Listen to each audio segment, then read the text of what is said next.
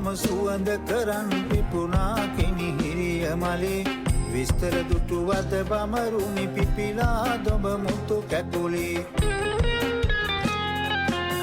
ලස්සන හුරුබූටි කමට දිලෙනාද තින්ලකලි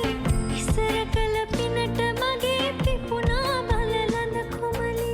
ඉස්සර කළ පිනට මගේ පිපුණා බලලඳ කොමලි මල් සරම් බැල්ම හෙලා මගේ හිතට කුඹරනවා රන් මලි